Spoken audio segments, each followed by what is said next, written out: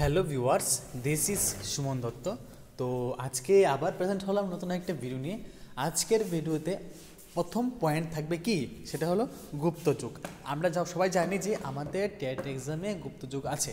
তো সেই গুপ্তযুগটা আমাদের কি কি শিখতে হবে, তো অনেকটা বড়ই চ্যাপ্টার, ঠিক আছে। তো কি কি প্রশ্ন আছে এখানে ইম্পর্টেন্ট, সেটা আজকে তোমার সাথে ডিসকাস করব। খুব বেশি না, অল্প কয়েকটা প্রশ্ন নিয়ে আসলাম যেগুলো খুব ইম্পর্টেন্ট আমার কাছে লেগেছে, আমি পড়েছি তাই তোমার সাথে শেয়ার করছি। তো যদি তোমাদের কাছে আমার এই ভিডিওগুলো ভালো লাগে থাকে, অবশ্যই ভিডিওগুলো সবার সাথে শেয়ার করবে। আর যেই 50 জন কন্টিনিউয়াসলি আমার ভিডিও দেখছো, তো তোমাদেরকে প্রথমে আমি জানাচ্ছি ওয়েলকাম, অলওয়েজ ওয়েলকাম। তোমাদের সাপোর্টের জন্য আমি আরও মোটিভেট হই তোমাদের সাথে শেয়ার করার জন্য, ঠিক আছে। তো দেখো, প্রথম প্রশ্ন, গুপ্তযুগের আর্যভট্ট কে ছিলেন? গুপ্তযুগে আর্যভট্ট ছিলেন গণিত শাস্ত্রবিদ, ঠিক আছে। তো আর্যভট্ট কে ছিলেন? আর্যভট্ট ছিলেন গণিত শাস্ত্রবিদ। তো স্মিথ গুপ্ত যুগকে এলিজাবেথ ও স্টুয়ার্ট যুগের সঙ্গে তুলনা করেছেন। এখন যদি আমাদের কাছে প্রশ্ন আসে যে কে গুপ্ত যুগকে এলিজাবেথ ও স্টুয়ার্ট যুগের সঙ্গে তুলনা করেছেন? স্মিথ। তো কালিদাস গুপ্ত যুগের সময়ে কবি ছিলেন। কে ছিলেন? কালিদাস ছিলেন গুপ্ত যুগের সময়ের কবি। ওকে। তারপর গুপ্ত যুগের শ্রেষ্ঠ বৈজ্ঞানিক, তো ওই সময় গুপ্ত যুগের সময় শ্রেষ্ঠ বৈজ্ঞানিক ছিলেন কে কে? আর্যভট্ট ছিলেন, বরাহমিহির ছিলেন, আর ছিলেন ব্রহ্মগুপ্ত। হ্যাঁ। তারপর সূর্য সিদ্ধান্ত গ্রহ, এই সূর্য সিদ্ধান্ত গ্রহ কার লেখা? সূর্য সিদ্ধান্ত গ্রহ আর্যভট্টের লেখা। আমাদের এটা ভুললে চলবে না, আমাদের মনে রাখতে হবে যে সূর্য সিদ্ধান্ত গ্রন্থটা আর্যভট্টের লেখা। এই বৃহৎ সংহিতা ও পঞ্চ সিদ্ধান্ত, এই দুইটা বই, ঠিক আছে। এই দুইটা যে বই, বৃহৎ সংহিতা আর হলো পঞ্চ সিদ্ধান্ত, ঠিক আছে। এই বৃহৎ সংহিতা আর পঞ্চ সিদ্ধান্ত গ্রন্থটা কে লিখেছেন? বরাহমিহির লিখেছেন। ওকে। তারপর দেখেন, গুপ্ত যুগের স্থাপত্য শিল্পের অপূর্ব নির্দেশন কোনটি? একটা হলো তিগুয়ার বিষ্ণু মন্দির। কি? তিগুয়ার বিষ্ণু মন্দির, ভূমারের শিব মন্দির, আর কুবিরের পার্বতী মন্দির। কি? তিগুয়ার বিষ্ণু মন্দির, ভূমারের শিব মন্দির। ওকে। তিগুয়ার বিষ্ণু মন্দির, ভূমারের শিব মন্দির, আর কুবিরের পার্বত্য মন্দির। এই তিগুয়ার বিষ্ণু মন্দির কোথায় ছিল? জব্বলপুরে। এটা জব্বলপুরে অবস্থিত ছিল, ঠিক আছে। আমাদের মনে রাখতে হবে কোথায় ছিল, এটা জব্বলপুরে অবস্থিত ছিল। তারপর গুপ্ত যুগের বৌদ্ধ ভাস্কর্য শিল্পের শ্রেষ্ঠ নিদর্শন কোনটি? একটা হলো দিল্লির কুতুব মিনারের কাছে চন্দ্ররাজের লৌহস্তম্ভ, আরেকটা নালন্দায় প্রাপ্ত বুদ্ধের তাম্রমূর্তি, আর সুলতানগঞ্জে প্রাপ্ত বুদ্ধের তাম্রমূর্তি, ঠিক আছে। এই যে সুলতানগঞ্জে প্রাপ্ত বুদ্ধের তাম্রমূর্তি, এটা কিন্তু খুবই ইম্পর্টেন্ট আছে এই গুপ্ত যুগের বৌদ্ধ ভাস্কর্য শিল্পের মধ্যে, তো ভালো করে শিখে রাখবে। গুপ্ত যুগের রাজাদের কি বলা হতো? পরম ভগবত বা ভাগবত, ঠিক আছে। কি? পরম ভগবত বা ভাগবত। ওকে। গুপ্ত যুগের রাজাদের বলা হতো। তারপর গুপ্ত রাজাদের মুদ্রায় কার কার প্রতিছবি পাওয়া যেত? মানে গুপ্ত যে রাজারা ছিল তাদের মুদ্রায় কার কার প্রতিছবি ছিল? আমাদের মনে রাখতে হবে ওই সময়ে প্রতিছবি ছিল বিষ্ণুর বাহন গরুরের, ঠিক আছে। বিষ্ণু পত্নী লক্ষ্মীর, শিবের বাহন বিষের। ওকে। তারপর গুপ্ত যুগে কোন মনীষীর আবির্ভাব হয়েছে? এটা হলো নাগার্জুন, এটা হলো বসু বন্ধু, এটা হলো পরমার্থ। কি? নাগার্জুন, বসু বন্ধু, আর হলো পরমার্থ। তারপর গুপ্ত যুগকে হিন্দু ধর্মের নবজাগরণ বা হিন্দু রেনেসাঁস বলে আখ্যা দেওয়া হয়েছে।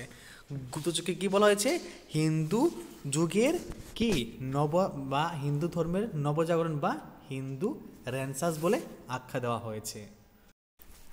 আর এই যে আছে বিশাখ দত্ত, শূদ্রক, অমর সিংহ, এরা সবাই গুপ্ত যুগে জন্মগ্রহণ করেছিলেন। এলাহাবাদ প্রশস্তি সংস্কৃত ভাষায় রচিত। তো যদি পরীক্ষায় প্রশ্ন আসে যে এলাহাবাদ প্রশস্তি কোন ভাষায় রচিত? সংস্কৃত ভাষায়। তো এটা কে লিখেছিলেন? অবশ্যই কমেন্ট বক্সে জানাবে। তো গুপ্ত যুগের সর্বাপেক্ষা উল্লেখযোগ্য ধর্মশাস্ত্র কোনটি? কাত্যায়ন স্মৃতি। কোনটি? কাত্যায়ন স্মৃতি। কালিদাসের লেখা কি ছিল? মেঘদূত, তারপরে ঋতু সংহাত, মালবিঘ্নাগ্নি মিত্রম। শ্রেষ্ঠ নাটক কালিদাসের কি ছিল? অভিজ্ঞান শকুন্তলম। আর অন্যান্য নাটকের মধ্যে কি ছিল? বিক্রমু, বর্ষী, আর হলো মালবিঘ্নাগ্নি মিত্রম। ওকে। ভট্টিকাব্য গ্রন্থের মধ্যে কী ছিল? রাবণবধ ছিল। ওকে, তো প্রমাণ সমুচ্চয় গ্রন্থটি ডিঙ্গনাগের। কীর্তার্জুনীয় এর লেখক ভারবী। মৃচ্ছকটিম নাটকের লেখক শূদ্রক। মুদ্রা রাক্ষস ও দেবী চন্দ্রগুপ্তম এর লেখককে বিশাখ দত্ত। ব্রহ্মগুপ্ত রচনা করেন ব্রহ্ম সিদ্ধান্ত খণ্ড খাদ্য কারল ধান্য গ্রহ। কার রাজসভায় নবরত্ন দ্বারা অলঙ্কৃত ছিল? দ্বিতীয় চন্দ্রগুপ্ত। এলুরার 10 নং গুহাচিত্রে বিশ্বকর্মা গুহা নামে পরিচিত। এই যে এলুরার 10 নং গুহাচিত্র আছে, এটা বিশ্বকর্মা গুহা নামে পরিচিত।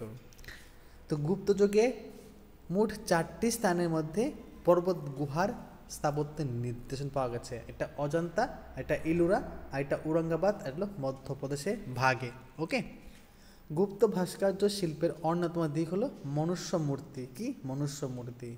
গুপ্ত শিল্পকলার প্রধান কেন্দ্র কোথায়? সারনাথ কি মথুরা। কি? সারনাথ মথুরা হলো গুপ্ত শিল্পের প্রধান শিল্পকেন্দ্র। তারপর এটাকে পড়েছি যে গুপ্ত যুগের স্থাপত্য শিল্পের অপূর্ব নিদর্শন কি? তিগুয়ার বিষ্ণু মন্দির, ভূমারের শিব মন্দির, কুবিরের পার্বতী মন্দির, তারপরে দেওগড়ের দশাবতার মন্দির। তিগুয়ার বিষ্ণু মন্দির কোথায়? জব্বলপুরে।